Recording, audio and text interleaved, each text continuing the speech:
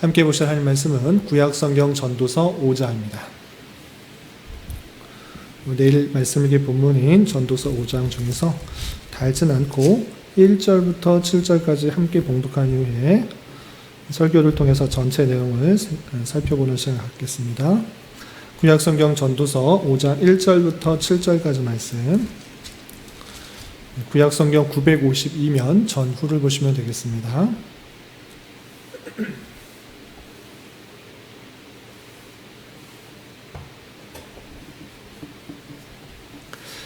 함께 봉독합니다. 너는 하나님의 집에 들어갈 때 내 발을 삼갈 자다. 가까이하여 말씀을 듣는 것이 우매한 자들이 제물을 드리는 것보다 나으니 그들은 악을 행하면서도 깨닫지 못함이니라. 너는 하나님 앞에서 함부로 입을 열지 말며 급한 마음으로 말을 내지 말라. 하나님은 하늘에 계시고 너는 땅에 있음이니라. 그런즉 마땅히 말을 적게 할 것이라. 걱정이 많으면 꿈이 생기고 말이 많으면 우매한 자의 소리가 나타나느니라. 내가 하나님께 서원하였거든 갚기를 더디게 하지 말라. 하나님은 우매한 자들을 기뻐하지 아니하시나니 서원한 것을 갚으라. 서원하고 갚지 아니하는 것보다 서원하지 아니하는 것이 더 나으니 내 입으로 내 육체가 범죄하게 하지 말라. 사자 앞에서 내가 서원한 것이 실수라고 말하지 말라. 어찌 하나님께서 내 목소리로 말미암아 진노하게 하사 내 손으로 한 것을 멸하시게 하랴. 꿈이 많으면 헛된 일들이 많아지고 말이 많아도 그러하니 오직 너는 하나님을 경외할지니라. 아멘. 네, 감사합니다. 오늘 함께 은혜 받을 말씀은 전도서 5장입니다. 우리가 8월에 사사기에 이어서 전도서의 말씀을 읽어 나가는데 전도서가 어떤 책인지 간단하게 개관을 살펴보고 오늘 말씀 살펴볼 5장의 내용을 통해서 교훈받을 수 있는 것이 무엇인지 살펴보고 또 기도 제목을 사는 시간을 갖도록 하겠습니다. 우선 전도서는 누가 기록했는가라고 할 때 1장 1절에 아주 명확하게 다윗의 아들 예루살렘 왕 이렇게 표현하고 있습니다. 그것이 모두 다른 사람이 아니라 다윗의 아들인 솔로몬으로 모두 다 인정하고 있는 것입니다. 지혜의 왕으로 일컬었던 그 솔로몬이 아가서와 잠언서, 전도서 이렇게 기록했다 모두 다 인정하고 있는 것입니다. 그런데 아가서는 그의 통치 초기에 기록했다고 하면 잠언서는 통치 말년에 그리고 전도서는 그의 인생의 말년쯤에 모든 인생에 맞춰질 때쯤 이것을 기록했을 것이다 이렇게 생각하는 것입니다. 그래서 차이가 조금 있다라고 생각하시면 되고 이 전도서를 기록한 목적이 무엇인가라고 할 때 하나님 없는 인생의 다양한 노력들 그 모든 것들이 허무하다라는 것을 전도서를 통해서 알려주고 있습니다.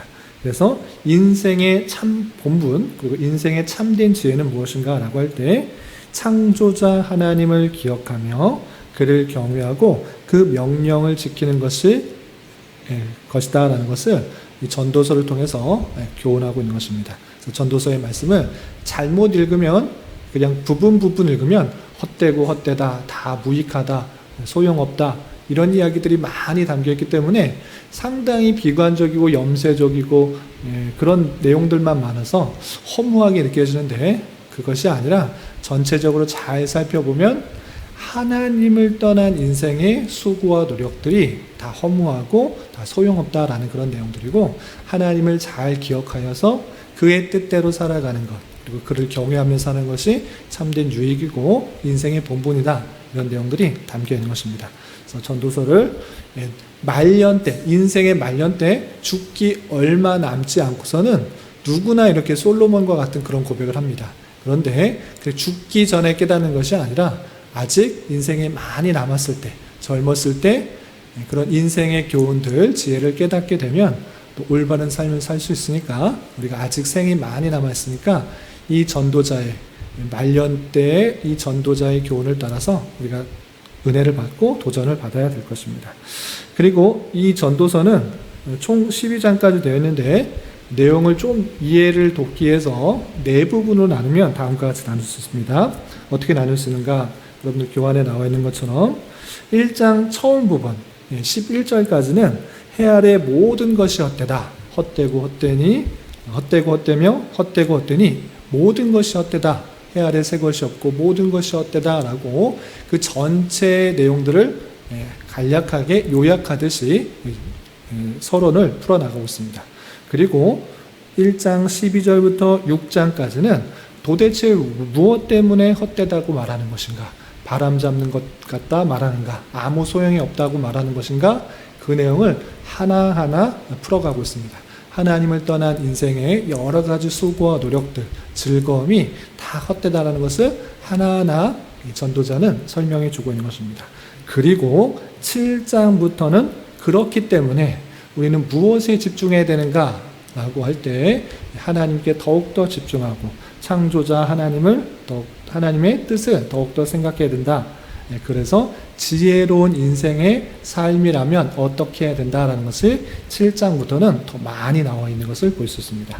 그리고 마지막에 12장 8절부터 14절 그 마지막에 있어서는 마치 어떤 책의 후기와 같이 에필로그와 같이 이 책을 쓰게 된 이유가 무엇인가 그런 후기 내용과 다시 한번 이 책을 통해서 어떻게 되었으면 좋겠다라고 밝히는 부분이 나옵니다.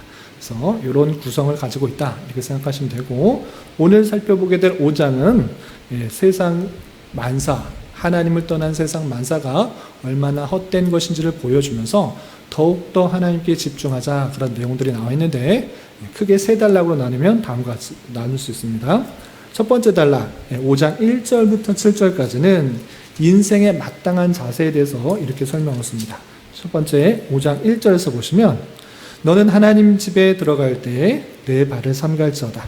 가까이 하여 말씀을 듣는 것이 우매한 자들이 재물을 드리는 것보다 나으니 그들은 악을 행하면서도 깨닫지 못한다 라고 하면서 하나님께 들어갈 것 그러니까 종교적인 행위를 하는 것 아주 중요합니다. 하나님께서 원하시는 제사를 드리기 위해서 하나님의 집에 들어가서 여러 가지 제사 제물을 드리는 것 중요한데 그것보다 더 중요한 것이 무엇인가 라고 할 때 하나님을 가까이 하여 말씀을 듣는 것이 중요하다라고 표현하고 있습니다.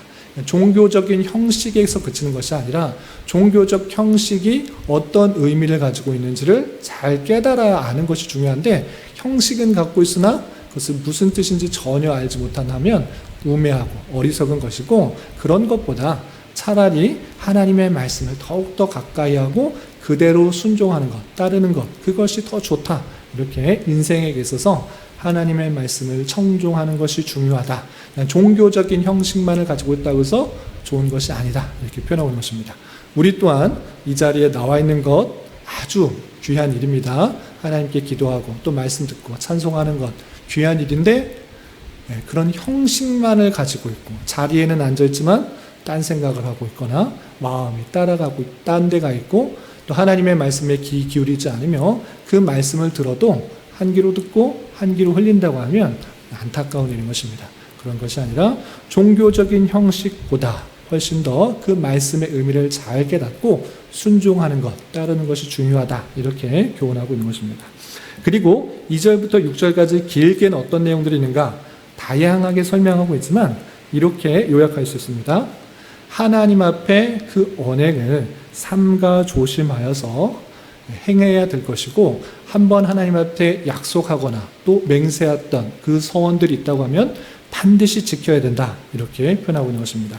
몇 구절만 보시면 2절에 너는 하나님 앞에서 함부로 입을 열지 말며 급한 마음으로 말을 내지 말라라고 하면서 하나님 앞에서 우리가 기도할 때 말을 많이 해야지 들을 것이다. 또 말을 많이 해야지만 응답될 것이다.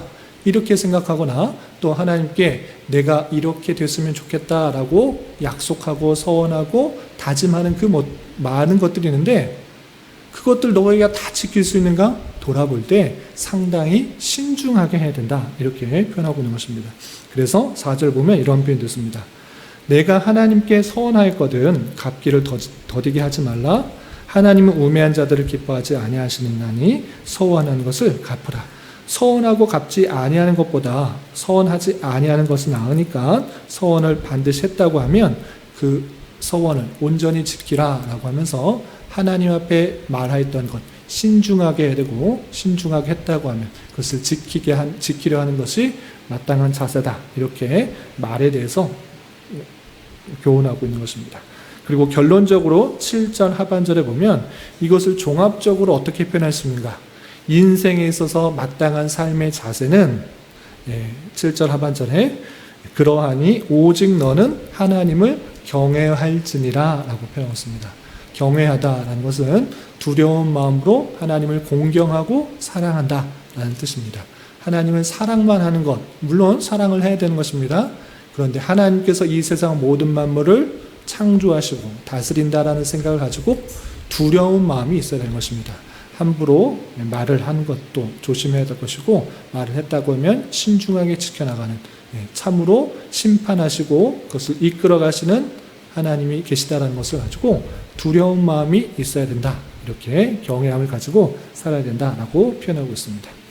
또한 8절부터 17절까지는 이 땅에서 헛된 것들이 너무 많다. 사회에 만연한 악들을 지적하면서 그 하나님을 떠난 인생이 얼마나 부패하고 또한 헛된 것인가 다양하게 교훈하고 있는데 몇몇 구절만 보겠습니다. 8절 9절 보시면 5장 8절 보시면 이런 표현이 있습니다. 성경에 이런 표현이 있다는 것을 우리는 너무 낯설게 여기지 말아야 될 것입니다. 성경이 세상을 보는 그런 시선인 것입니다. 8절 보시면 너는 어느 지방에서든지 빈민을 학대하는 것과 정의와 공의를 짓밟는 것을 볼지라도 그것을 이상히 여기지 말라라고 표현했습니다. 하나님께서 다스린다고 하면 하나님의 공의와 자비와 하나님의 사랑들이 드러나야 되는데 그런 것이 아니라 실제로 어느 지방이든지 어느 곳에 가든지 빈민을 학대하는 것, 정의와 공의를 짓밟는 것 이런 것들이 너무나 만연하다라고 표현하고 있는 것입니다. 성경 전체를 볼 때 하나님께서 그렇게 하셨다라는 것이 아니라 타락한 인생들에게 있어서 자기 유익과 이익만을 생각하기 때문에 이런 모습들이 드러난다 이렇게 표현하고 있는 것입니다. 혹시 졸리신 분은 잠깐 자리에서 일어나서 들어주시면 좋을 것 같습니다. 이렇게 세상에는 불의와 또 학대, 정의와 공의가 짓밟는 것들이 너무 많다는 것들을 잘 알고 있는 것이 마땅한 자세고 또 타락한 세상의 모습이다라고 하는 것을 볼 수 있습니다. 또한 10절부터 17절까지는 우리가 추구하는 재물, 부하게 되는 그 모습들, 그 모든 것들이 헛되다 이렇게 표현하고 있습니다. 어떤 표현들이 있는가? 10절 보시면 은을 사랑하는 자는 은으로 만족하지 못하고 풍요를 사랑하는 자는 소득으로 만족하지 못한다. 여러분들 돈 좋아하잖아요. 돈을 많이 갖고 있으면 좋잖아요. 시온이 돈을 좋아해요, 안 좋아해요? 돈이 있으면 좋잖아요. 그런데 돈이 있다고 해서 얼마가 있으면 만족할 것인가 라고 할 때 돈을 갖고 있어도 사람의 욕구는 끝이 없기 때문에 사람의 욕망은 끝이 없기 때문에 은을 갖고 있는 은을 사모하는 자, 돈을 사모하는 자 그것이 있어도 만족하지 못한다라고 표현하고 있습니다. 또 풍요로운 것, 아주 부자가 되는 것을 꿈꾸는 그런 사람도 그 풍요가 있어도 그것으로 만족하지 못하는 것이 인간이다.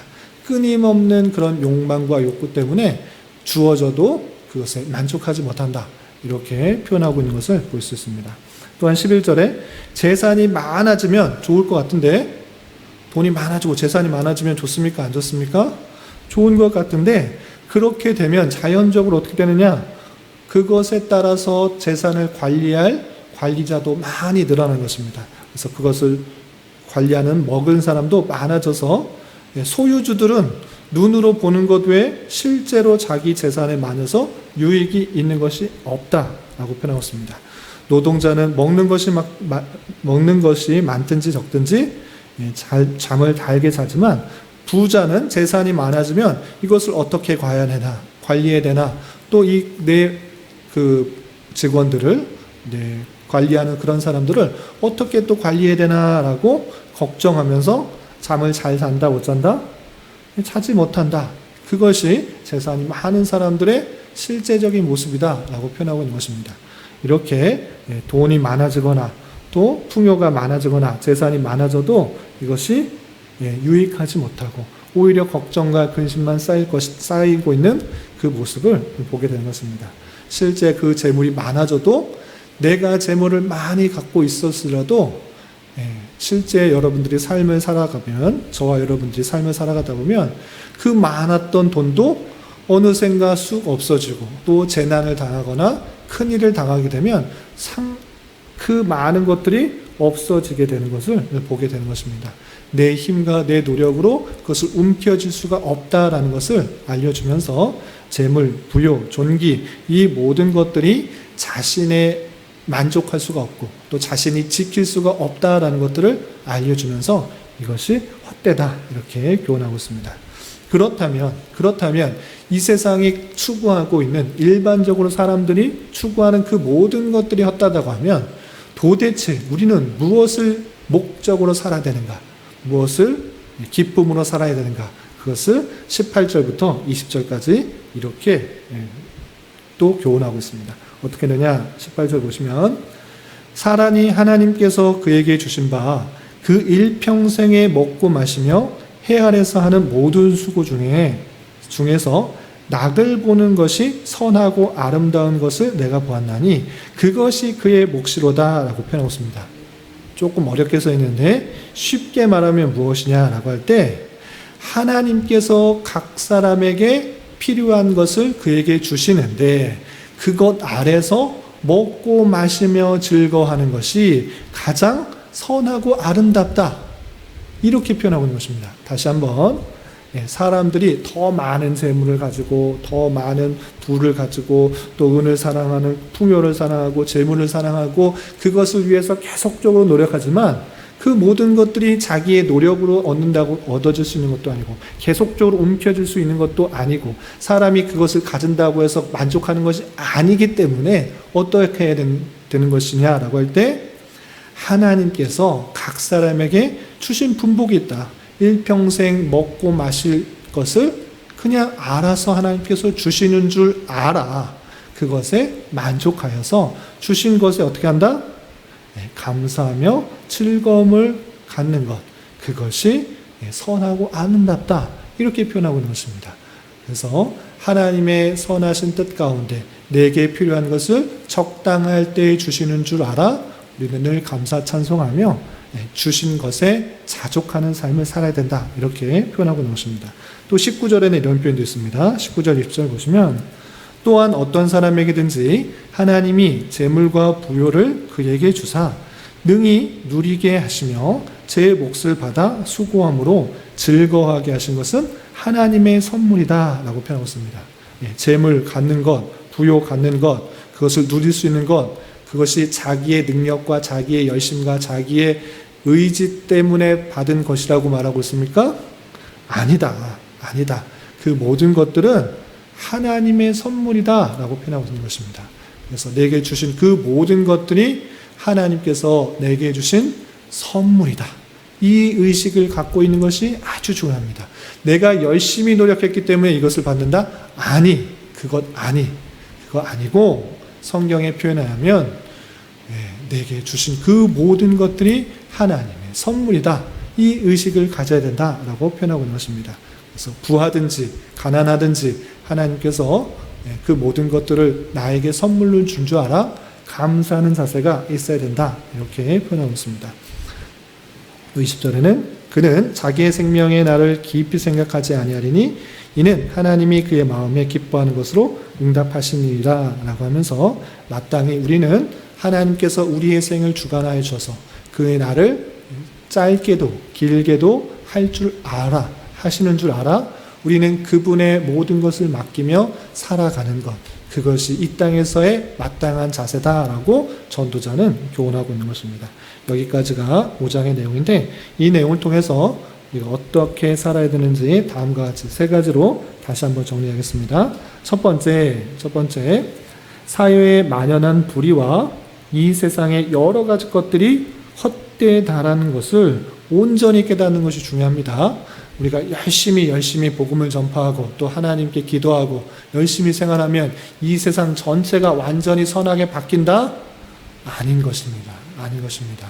어디 가나 심지어는 믿는 사람들이 많이 있는 그곳에서도 정의와 공의가 없어지는 그 모습들이 드러나는 것을 보면서 부패하고 타락한 인생들에게 나타나는 그 모습들이 참으로 선하지 않구나. 이 땅에서의 모습들은 항상 불완전할 수밖에 없구나. 타락한 모습들이 드러날 수밖에 없구나.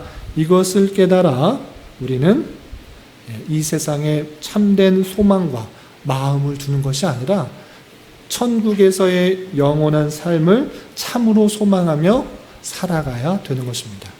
이 땅에 여러분들이 나중에 돈을 많이 벌면 행복할 것 같다. 집이 크면 또 차가 좋은 것이면 이런 것들로 세상의 것들로 참된 행복을 가질 수 있는가? 그렇지 않다라고 표현하고 있는 것입니다.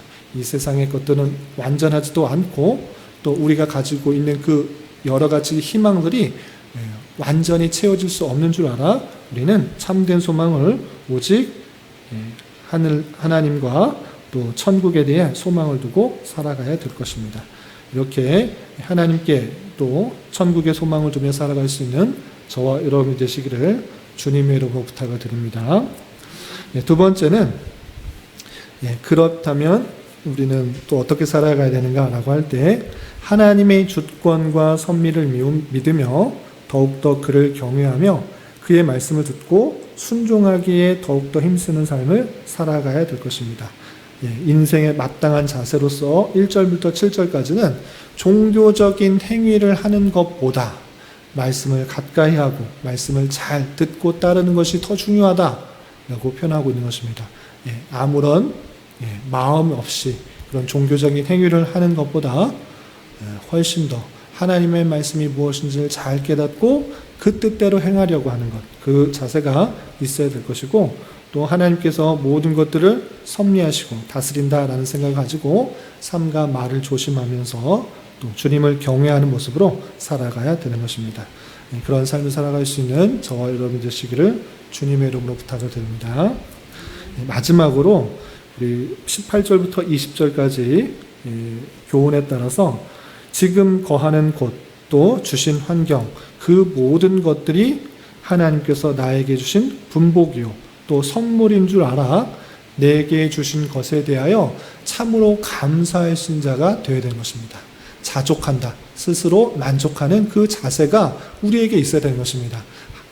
내가 갖고 있는 그 모든 것들이 그냥 어쩔 수 없이 그냥 부모님이 잘못 물려줘서 어쩌다 보니까 우연히 이런 일이 생겼다 이렇게 할 것이 아니라 다 이해할 수 없는 하나님의 주권과 섭리 가운데 이 자리에 있게 되었다라고 믿는 것, 그것이 하나님의 주권과 섭리를 믿는 자의 자세인 것입니다. 그런 줄 알아 주신 것에 감사하고 또 자족함으로 내게 하는 일들을 기쁨과 감사함으로 잘 감당하는 자가 되어야 될 것입니다. 여러분들 주어진 자리에서 그 일들을 기쁨으로 잘 감당할 수 있는 저와 여러분이 되시기를 주님의 이름으로 부탁을 드립니다. 기도하겠습니다.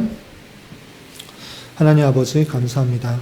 오늘 말씀을 통해서 이 땅의 삶을 살아가면서 무엇에 관심을 두며 살아가야 할지에 대하여 교훈받았습니다. 이런 말씀을 다른 자로서 세상의 부여와 즐거움에 너무 마음 빼앗기지 않게 하여 주시고 하나님의 주권과 섭리를 믿으며 하나님을 더욱더 경외하며 그 말씀에 순종하는 자 되게 하여 주시고 우리에게 주어진 삶에 있어서 감사함으로 자족하며 잘 감당하며 살아갈 수 있도록 은혜를 더하여 주시옵소서. 주님, 이 시간에 계속해서 우리에게 주어진 여러 가지 기도 제목을 가지고 주님 앞에 나아갑니다. 믿음으로 간구하는 은혜의 시간이 되게 하여 주시옵소서. 예수님의 이름으로 기도 올리옵나이다. 아멘.